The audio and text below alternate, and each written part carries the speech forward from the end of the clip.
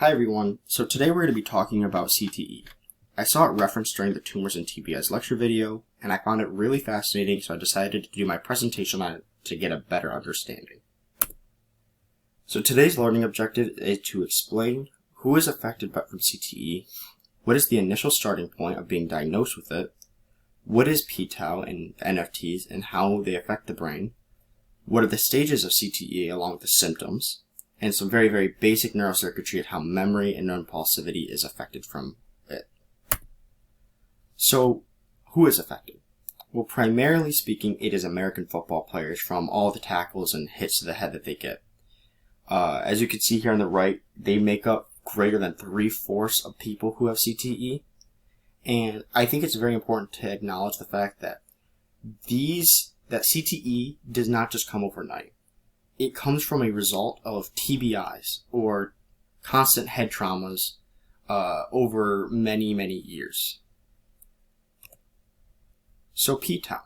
This right here is the main underlying issue for CTE.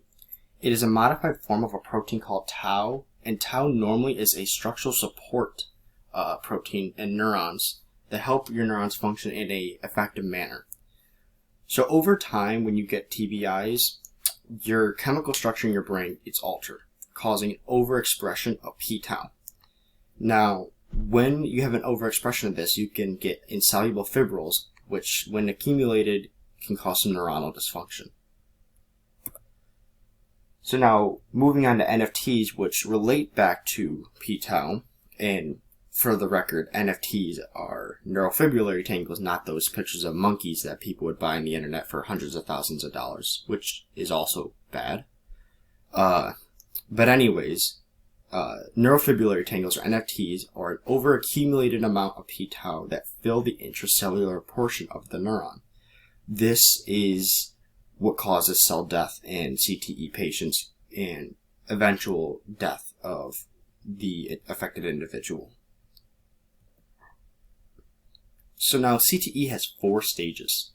Stage 1, at the limited amount of, you would have a limited amount of p-tau located within the depths of the cerebral sulci with nothing in the MTL. And at this point, you would have headaches and some loss of attention, everyday human stuff that happens to everybody. Nothing that you would really know something's fully wrong. At stage 2, p-tau has now left the depths and now has gone superficial into the cerebral cortex in the gyral crest. And at this point, you're going to have some symptoms of depression, some explosivity, some memory loss.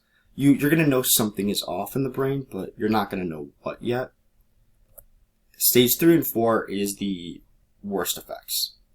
At this point, NFTs are now formed around the frontoparietal, temporal, and insulary cortices, along with p-tau in the hippocampus, entorhinal cortex, amygdala, locus coeruleus, or also better known as the Pepez circuit, which we'll talk about a little bit. So, at this point, you will have some executive dysfunction and cognitive impairments, which your family, people around you are going to know something's off. And then you go into stage 4, where NFTs are now widespread throughout the brain. At this point, you have little to no hope, unfortunately. You have increased aggression towards everyone and everything. You have dementia, word-finding difficulty, also extreme depression. It's not good. And here you can see on the left the stages of CTE and how it progresses over time. And then on the right, what it looks like from a normal, healthy patient versus end-stage CTE victim. So now we're going to talk about CTE in the Pepez circuit. The Pepez circuit, also known as the emotional section of the brain, relates to the emotional ability, or the ability to control your emotions and hold on to them. p-tau at this point would be damaging it, which causes some emotional outbursts, which, as you can see back in stage 3 and stage 4 area, this is where the p-tau is affecting the Pepez circuit, as we mentioned earlier, causing this increased amount of aggression, very violent outbursts against loved ones, friends, family. And because it affects the entorhinal cortex and the hippocampus area, this explains also episodic memory loss, dementia-like symptoms, and other tragic things. Now, I just wanted to shine some light on it, as in, like, this is not, like, something that nobody has ever heard of. It's quite sad. Aaron Hernandez, a very good New England Patriot player, was arrested back in 2013 for murdering his own best friend.